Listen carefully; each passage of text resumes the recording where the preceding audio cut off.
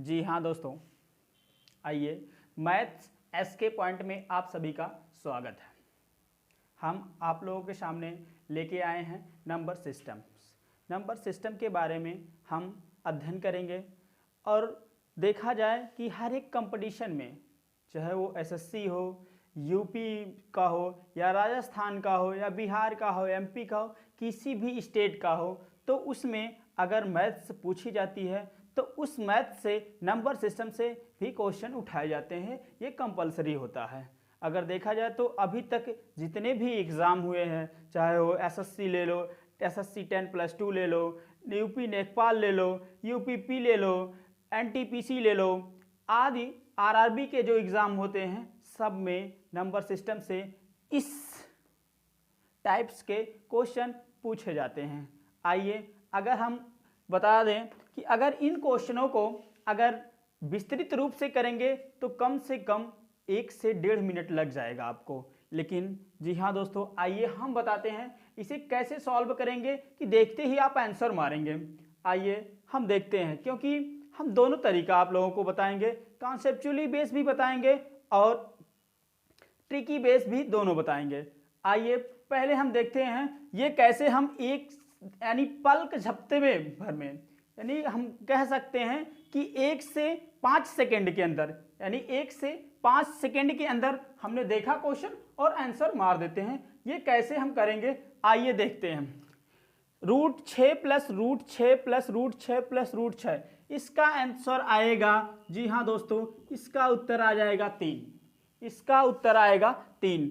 √12 + √12 + √12 + √12 dot dot infinite, इसका उत्तर आएगा दोस्तों 4। ठीक, इसका उत्तर आएगा 4। √20 - √20 - √20 डॉट डॉट इनफाइनाइट, इसका भी उत्तर दोस्तों आएगा 4। देखिए 1 सेकेंड या 2 सेकेंड में हो रहा है कि नहीं, यानी क्वेश्चन हमने देखा, उत्तर मारते हम चले जा रहे हैं। √23 - √23 - √23 डॉट डॉट इनफाइनाइट। अब दोस्तों देखिए इसका भी उत्तर आएगा 4 व 5 के, 4 व 5 के बीच में, 4 व 5 के बीच में इसका उत्तर आएगा। हाँ जी हाँ दोस्तों, ये तो रहा गुणा, ये रहा प्लस माइनस के टर्म में। अब हम देखते हैं ये गुणा के टर्म में कैसे आता है। यानी √5 अगर दिया है, यानी √5 दिया है और वो अनंत तक दिया है। अगर वो अनंत दिया है तो हम क्या करेंगे, डायरेक्ट जो संख्या रहेगी उसी को हम उत्तर मान लेंगे। ठीक, अब दिया है √3, ये लेकिन अनंत तक नहीं दिया है दोस्तों। इसका उत्तर क्या हो जाएगा, 3, 2 दूनी 4 दूनी 8 दूनी 16, 16 की पावर 1 घटा के हम 15 लिख दें, यानी 3 की पावर 15/16 हो जाएगा इसका आंसर। जी हाँ दोस्तों, 1 सेकेंड में सॉल्व हुआ कि नहीं। आइए अब हम बताते हैं ये 1 सेकेंड में कैसे सॉल्व होता है, और कॉन्सेप्चुअली बेस यानी विस्तृत रूप से भी हम बताएंगे इस क्वेश्चन को कैसे सॉल्व किया जाता है। आइए देखते हैं।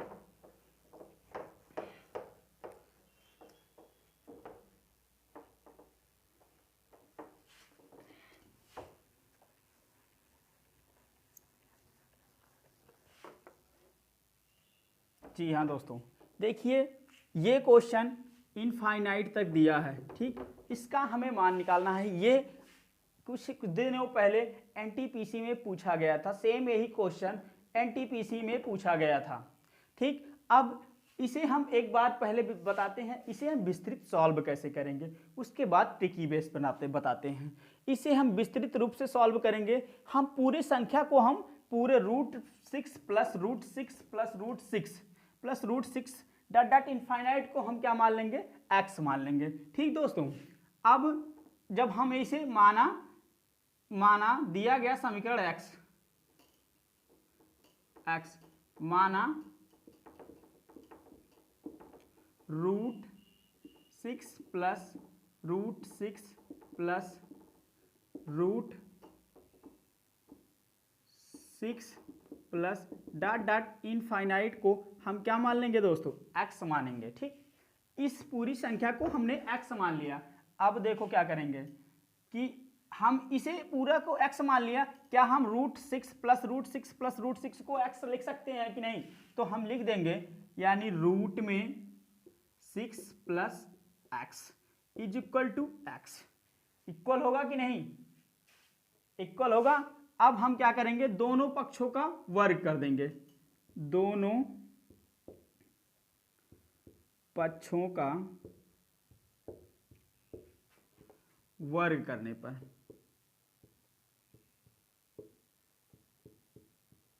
अब हम दोनों पक्षों का जब वर्ग कर देंगे तो क्या हो जाएगा, इस पे भी स्क्वायर लग जाएगा, इस पे भी स्क्वायर लग जाएगा। ठीक, देखो नहीं समझ में आएगा,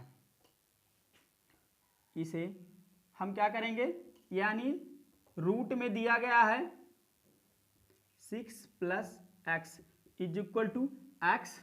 ठीक, इसका हम वर्ग करेंगे। ठीक, वर्ग कर दिया। अब इसका हम वर्ग कर दिया, √6 प्लस एक्स दोनों एक में दिया गया है।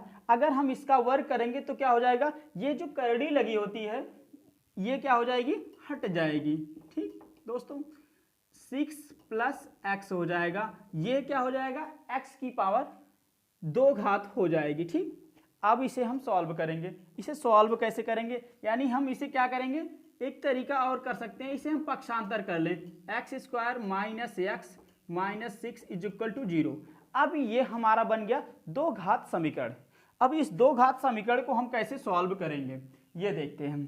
2 घात समीकरण को हम क्या करते हैं, इसे जो संख्या दी रहती है इसका हम गुणनखंड करते हैं, और इसका हम गुणनखंड ऐसा करते हैं कि जोड़ने घटाने पे जो बीच वाली संख्या दी रहती है, यानी जो जिस पे क्या है 2 की पावर नहीं लगी रहती, यानी उसकी घात 1 होती है, यानी जो अचर पद दिया रहता है उसकी घात जो 1 होती है उसके बराबर, यानी उसे हम घटाने जोड़ने पे वो बीच वाली संख्या हमें प्राप्त हो। तो हमें 6 का गुणनखंड करना है।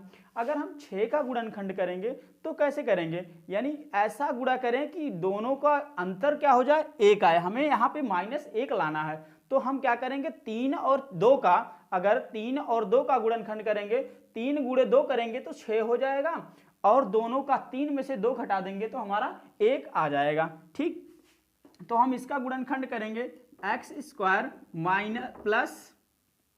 Minus 3x plus 2x minus 6 is equal to क्या हो जाएगा, 0 हो जाएगा।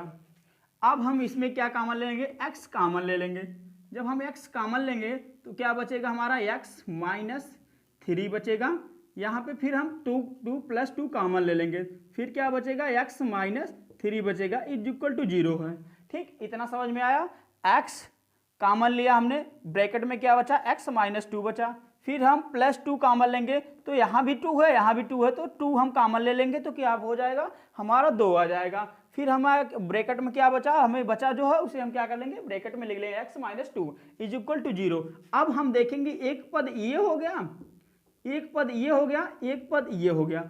अब इन दोनों को हम दोनों में से कॉमन लेंगे। इन दोनों में क्या कॉमन मिल रहा है, x माइनस 3 कॉमन मिल रहा है। फिर बचा हुआ क्या है, x प्लस 2 बचा है इज इक्वल टू 0। ठीक दोस्तों, अब फिर हम देखेंगे इसे, अब x बराबर x minus 3 is equal to क्या कर लेंगे, 0 कर लेंगे। x is equal to 3 equal to 0 कर लेंगे तो क्या हो जाएगा, हमें क्या मिलेगा, x बराबर 3 मिलेगा। एक पद तो x की वैल्यू ये मिल गई हमें। ठीक, अब दूसरा देखेंगे, x plus 2 is equal to 0 दिया गया है। यहाँ से हमारा क्या आ रहा है, x की वैल्यू क्या आ रही है, -2 आ रही है। तो हम एक चीज और ध्यान देंगे, अब x की 2 वैल्यू आ गई। यदि x की 2 वैल्यू आ गई तो हम ये देखेंगे क्वेश्चन में हमें प्लस दिया गया है या माइनस दिया गया है। अगर प्लस दिया गया है तो हम जो प्लस की वैल्यू है उसे रखेंगे, यदि माइनस दिया गया है तो हम क्या करेंगे, माइनस की वैल्यू रखेंगे। तो हम क्या करेंगे, इसका आंसर कितना आ गया, 3 आ गया। जी हाँ दोस्तों, अभी कुछ देर पहले हमने जब बताया कि इसका उत्तर हम कैसे लाते हैं, तो हमने कहा डायरेक्ट वैसे हाइलाइटेशन जल्दी जल्दी में लिखते चले गए, यानी देखे क्वेश्चन और पढ़े लिखते हुए चले गए। तो इसका उत्तर क्या लिखे थे हम, 3 आया था। हमने सॉल्व करके भी बताया इसका उत्तर क्या आएगा, 3 आ जाएगा, यानी इस पूरे समीकरण का मान क्या हो जाएगा, 3 हो जाएगा। अब आइए दोस्तों हम इसे कैसे शॉर्ट ट्रिक में करेंगे। अगर हम इसे करेंगे पेपर में तो काफ़ी लंबा हो जाएगा, यानी हमारा कंपटीशन से हम बाहर हो जाएंगे, क्योंकि जो भी कंपटीशन आते हैं 35 से 30 सेकेंड मिलते हैं। 35 से 30 सेकेंड हर एक क्वेश्चन को सॉल्व करने के लिए टाइम दी जाती है। ठीक, अब आते हैं हम इसे ट्रिक बेस पे हम कैसे सॉल्व करते हैं, इसके बारे में हम चर्चा करते हैं।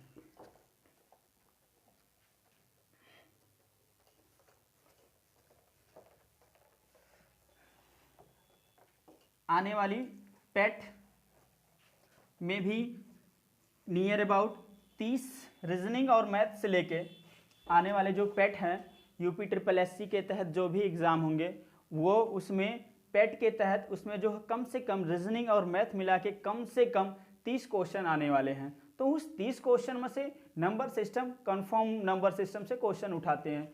अब आज के समय में ऐसा कोई कंपटीशन नहीं कहा जा सकता कि कहाँ से क्वेश्चन उठा के दे देगा, लेकिन पेट एक ऐसी यूपी ट्रिपल एससी पहली बार पेट लागू की है। यूपी ट्रिपल एससी के तहत जो भी एग्ज़ाम होते थे, चाहे वो लेखपाल के हो, एसएससी यूपी ट्रिपल एससी का होता था, जेई का, वो उसमें भी क्या होते थे, वो पेट नहीं कराती थी। लेकिन जिस प्रकार टीचर की वैकेंसी के लिए यूपी सरकार ने टेट लागू किया था, उसी प्रकार यूपी ट्रिपल एससी के तहत जितने भी वैकेंसी होंगे उसे देने के लिए पेट क्वालिफाई करना अनिवार्य है। तो दोस्तों मेहनत से लग जाइए, जब तक आप पेट क्वालिफाई नहीं कर पाएंगे तब तक आप यूपी ट्रिपल एससी की कोई वैकेंसी नहीं दे सकते हैं, क्योंकि सामने उम्मीद करते हैं कि लेखपाल की वैकेंसी यूपी ट्रिपल एससी के तहत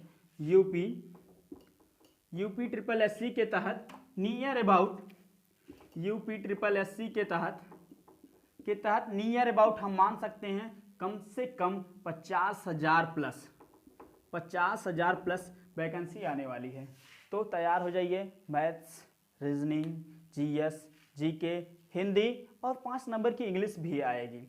इसलिए दोस्तों तो अगर यूपी ट्रिपल एससी में बैठना है, यूपी ट्रिपल एससी के एग्ज़ाम को देना है, तो पेट क्वालिफाई अनिवार्य है। उसके बाद आता है, कहीं कहीं पूछते हैं, जैसे इसमें कलर की वैकेंसी होती है, जो कलर की वैकेंसी होती है उसमें ट्रिपल सी वगैरह मांगता है। जैसे हो गया लेखपाल की वैकेंसी आएगी, सेक्रेटरी की आएगी, उसमें मांगता है कि ट्रिपल सी क्वालिफाई होना अनिवार्य है। कुछ एग्ज़ाम्स ऐसे होते हैं, जैसे जेई का कराती है यूपी सरकार, जब यूपी ट्रिपल एससी जेई का कराती है उसमें ये कोई नहीं कहा जाता, कहीं नहीं कहा जाता है कि ट्रिपल सी होना अनिवार्य है।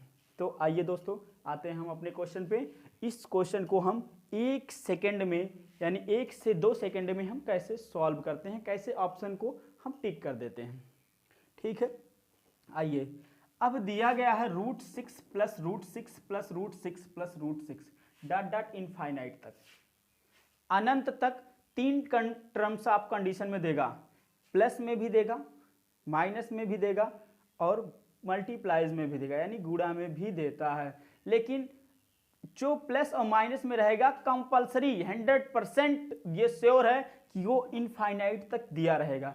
लेकिन गुणा की कंडीशन में ऐसा होता है दोस्तों, वो इनफाइनाइट तक दे भी सकता है, इनफाइनाइट तक नहीं भी दे सकता है। तो आइए हम क्वेश्चन को करते हैं, कैसे हम इसे 2 से 4 सेकंड में सॉल्व कर देते हैं।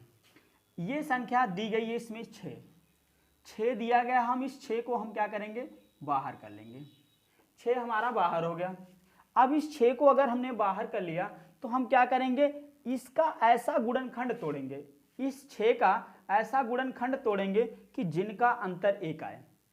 इस 6 को हम ऐसा गुणनखंड में तोड़ेंगे, गुणनखंड आप लोग पढ़े होंगे कक्षा 1-2 के क्लासों में, 2-3 क्लासों में पढ़ाई जाती है। ठीक दोस्तों, तो गुणनखंड बहुत इजीली होता है, सब लोग जानते हैं। तो अगर हम 6 को ऐसे 2 गुणनखंडों में तोड़ें जिनका अंतर 1 आ जाए, तो हम किस संख्या को तोड़ सकते हैं, 2 और 3 में तोड़ सकते हैं। इस 6 को 2 और 3 में तोड़ सकते हैं। अगर 2 तिहाई 6 करें तो क्या हो जाएगा, हमारी ये संख्या प्राप्त हो जाएगी। इन दोनों का अंतर 1 भी आ जा रहा है दोस्तों। बस इन दोनों का अंतर 1 आ गया, दोनों का गुणनखंड हो गया। अगर इस संख्या का गुणनखंड हो गया और अंतर 1 आ गया तो जो बड़ी वाली संख्या होती है उसी को हम क्या करते हैं, आंसर लिख देते हैं। इसका उत्तर हम विस्तृत रूप से बताए थे, तब भी 3 आया था। और इससे पहले हमने कहा था क्वेश्चन आप देखेंगे आंसर लिखेंगे तब भी, और हमने क्या किया, शॉर्ट ट्रिक के माध्यम से हमने बता दिया कि इसका उत्तर 3 आता है। इससे ज़्यादा नहीं पूछा जाता दोस्तों। अब देखो एक क्वेश्चन और देते हैं। जैसे अगर हमें कह दिया गया रूट 72 का करने के लिए 72 plus root 72 plus root 72 plus root 72 plus dot dot infinite तक, ठीक। इसका मान हम कैसे निकालेंगे? जैसे हमने पहले निकाला उसी तरह हम इसका मान भी निकालेंगे। देखिए 72 को हम बाहर करेंगे, 72 को हम 2 खंडों में तोड़ेंगे, यानी अगर हम इसका गुणनखंड ऐसा करें जिनका अंतर, दोनों का अंतर 1 आए, यानी उन दोनों संख्या को घटाएंगे तो उनका मान कितना आना चाहिए, 1 आना चाहिए। अब हम 72 को हम घटाएंगे तो क्या आएगा, 8 और 9, 9 8 72 भी होता है, यानी 9 गुणे 8 करेंगे तो हमें 72 ये संख्या हमें प्राप्त हो जाएगी। और इन दोनों को हम घटाएंगे, यानी 9 में से 8 घटाएंगे तो हमें क्या हो जाएगी, 1 हमें अंतर भी मिल जाएगा। तो हाँ दोस्तों, हम देखेंगे अब संख्या में देखेंगे हमें इनका अंतर भी 1 मिल गया और इसका गुणनखंड भी हो गया, इस संख्या का गुणनखंड भी हो गया, इनका अंतर भी मिल गया। अब हम दूसरी बात तुरंत चेक करेंगे क्या आएगा, ये क्वेश्चन प्लस में दिया गया है या माइनस में दिया गया। अगर ये प्लस में दिया गया है तो जो बड़ी वाली संख्या रहेगी उसी को हम क्या लिख देंगे, आंसर लिख देंगे, यानी इसका उत्तर दोस्तों 9 आ जाएगा। यानी आ रही है बात समझ में? और सिंपल भाषा में कहोगे तो नेक्स्ट वीडियो में कमेंट में बताइएगा, और सिंपल लैंग्वेज में हम इस क्वेश्चन को बता सकते हैं। ठीक दोस्तों, ये हो गया। अब आते हैं माइनस वाला हम कैसे सॉल्व करते हैं। जैसे हम प्लस वाला सॉल्व करते हैं ठीक उसी प्रकार हम माइनस वाला सॉल्व करते हैं। देखिए रूट 20 दिया गया था, माइनस रूट 20 दिया गया था, रूट 20 दिया गया था, डॉट डॉट इनफाइनाइट तक दिया गया था। इसका मान हम कैसे निकालेंगे? अगर हमें इसका मान निकालना है तो हम क्या करेंगे दोस्तों, इस संख्या को हम 20 को बाहर कर लेंगे। प्लस वाले में क्या करते थे, हम 20 को बाहर करते थे, हम जो संख्या दी रहती थी हम उसे क्या करते थे, सॉरी प्लस वाले में क्या करते थे, जो संख्या दी रहती थी उसे हम क्या कर लेते थे, बाहर कर लेते। उसी प्रकार हम इसमें भी क्या करेंगे, इस संख्या को, यानी जो दिया गया क्वेश्चन है उसमें कोई संख्या दी रहेगी रूट के अंदर, उस रूट के अंदर की संख्या को हम क्या करेंगे, बाहर कर लेंगे। यानी दिया गया है क्या, 20 दिया गया है। अब जैसे हम प्लस वाला करते थे सेम उसी तरह करेंगे। अब इनका गुणनखंड करेंगे, इनका ऐसा गुणनखंड करेंगे जिनका अंतर क्या आ जाए, 1 आ जाए। दोस्तों इन दोनों का अंतर कितना आएगा, 1 आएगा। अगर हम 4 और 5 ले लें, 4 पच्चे 20 होता है, 4 और 5 ले लें तो क्या हो जाएगा, इन दोनों का अंतर भी हमें पता है, यानी इन दोनों का अंतर भी तो 1 आ रहा है, यानी 4 पच्चे 20 भी होता है, और 4 5 में से 4 घटाएंगे तो 1 भी आ जाएगा, यानी इन दोनों का अंतर हमें 1 मिल जा रहा है। दोस्तों अब हमें आंसर जब लिखना होगा तो हम ये चेक करेंगे, यानी गुणनखंड भी हो गया, अंतर भी दोनों का निकल के आ गया। अब हम ये देखेंगे दोस्तों, ये प्लस में दिया गया है या माइनस में दिया गया। हम प्लस में दिया जाता था तो क्या करते थे, जो बड़ी वाली संख्या यानी जो बड़ा गुणनखंड होता था उसी को हम आंसर मान लेते थे। लेकिन इसमें क्या है, माइनस दिया गया। दोस्तों अगर माइनस दिया गया है तो हम क्या करेंगे, जो छोटी वाली संख्या है उसी को हम क्या कर देंगे, आंसर मार देंगे, उसी को हम टिक कर देंगे। ठीक दोस्तों, अब आइए देखिए, अब तो आपको हम बुझा देंगे, आप सॉल्व नहीं कर सकते हैं, कहेंगे इसका गुणनखंड नहीं हो रहा है। जी हाँ दोस्तों, एक संख्या दी गई थी उसमें root 23 minus root 23 minus root 23 dot dot infinite तक। इसका मान हम कैसे निकालेंगे, माइनस भी दिया गया है, रूट में भी है, और 23 को हम क्या करेंगे, बाहर कर लेंगे। दोस्तों हम 23 को बाहर कर लिया, अब करने के बाद हम क्या करेंगे, इसका गुणनखंड करेंगे। क्या इसका गुणनखंड हो सकेगा, 23 का हम गुणनखंड कर सकते हैं कि ऐसा गुणनखंड करें जिसका अंतर 1 आ जाए? नहीं हो सकता 23 का गुणनखंड। दोस्तों एक भी बंदा कोई नहीं कर सकता। अगर 23 का गुणनखंड हम करेंगे तो 23 गुणे 1 करेंगे, इससे ज़्यादा इसका गुणनखंड हम नहीं कर सकते हैं। लेकिन हमें तो सवाल को सॉल्व करना है, क्वेश्चन को हमें सॉल्व करना है। किसी भी कंडीशन में इसका मान दिया रहेगा, ऑप्शन में कहीं ना कहीं दिया रहेगा। तो हम क्या करेंगे, एक चीज़ देखेंगे, अगर गुणनखंड नहीं होता है तो हम क्या करेंगे, ये चिन्ह देखेंगे। अगर प्लस में दिया गया है तो हम 23 के बाद 24 यानी 24 जाएंगे, यानी एक संख्या बढ़ेंगे, 24 जाएंगे, 25 जाएंगे, 26 जाएंगे, 27 जाएंगे, 28, 29, 30, ऐसे कंडीशन तक जाएंगे जहां तक उसका गुणनखंड किया जाए और दोनों का अंतर 1 आ जाए। तो हाँ, यहाँ पे क्या दिया गया है, माइनस दिया गया है दोस्तों। अगर माइनस दिया गया है तो हम क्या करेंगे, इसका हम गुणनखंड करेंगे एक संख्या नीचे आके, यानी माइनस दिया गया है तो हम नीचे आएंगे और प्लस दिया गया है तो एक संख्या हम प्लस करते चले जाएंगे। यानी तो हम क्या करेंगे, 22 करेंगे। 23 दिया गया है तो 22 करेंगे, 22 का गुणनखंड ऐसा होगा, नहीं होगा। 21 करेंगे, 21 का होगा, नहीं होगा। तो हम क्या करेंगे, फिर 20 पे आएंगे। जी हाँ दोस्तों, 20 का होगा, 20 का गुणनखंड होगा। अब हम 20 का गुणनखंड करेंगे तो क्या आएगा, 4 और 5, यानी 4 × 5 = 20 होता है। इस 20 का हम क्या करेंगे, गुणनखंड करेंगे 4 और 5, यानी इसका गुणनखंड हो गया। अब गुणनखंड हो गया और देखना है अंतर दोनों का 1 आ रहा है कि नहीं। इन दोनों का अंतर भी 1 आ रहा है। तो हम जब आंसर लिखेंगे, यानी उत्तर लिखेंगे, आंसर जब लिखेंगे तो हम संग लिखेंगे 4 व 5 के बीच वाला ऑप्शन को हम क्या करेंगे, टिक कर देंगे। यही होगा हमारा आंसर। यानी दिया रहेगा ऑप्शन में 3 है, 4 है, 5 है, 4 व 5 के बीच में है, तो जो ऑप्शन रहेगा, यानी तो हमें ये ऑप्शन क्या आ रहा है, 4 व 5 के बीच, 4 या 5 के बीच वाले ऑप्शन को हम टिक कर देंगे। आइए दोस्तों, हम देखते हैं कि √1 प्लस √1 प्लस √1 प्लस ... इनफाइनाइट तक। ठीक, अब इसका हम निकालेंगे। अब 1 का गुणनखंड करेंगे तो क्या होगा, नहीं होगा दोस्तों।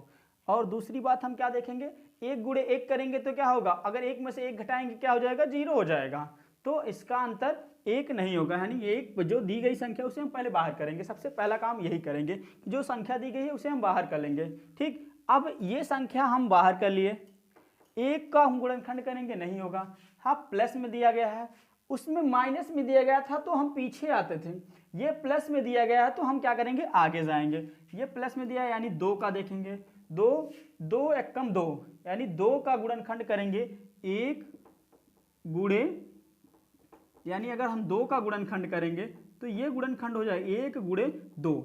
इन दोनों का अंतर देखेंगे। अब इन दोनों का अंतर देखेंगे, अंतर कितना आ रहा है, अंतर भी 1 आ जा रहा है। हाँ दोस्तों, अंतर भी 1 आ जा रहा है। अब हम उत्तर क्या लिखेंगे इसका, जब उत्तर आएगा, आंसर लिखेंगे तो क्या आ जाएगा, यानी जो अब हमें ऑप्शन टिक करना रहेगा तो 1 व 2 के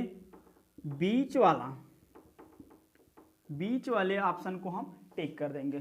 ठीक दोस्तों, आइए, ये तो हो गई प्रक्रिया गुणा प्लस और माइनस की। अब गुणा वाला हम कैसे सॉल्व करते हैं। जी हाँ दोस्तों, गुणा वाला हम ऑप्शन कैसे सॉल्व करते हैं, दिया रहता है, थंबनेल में भी दिया गया था, √5 क्वेश्चन, √5 ...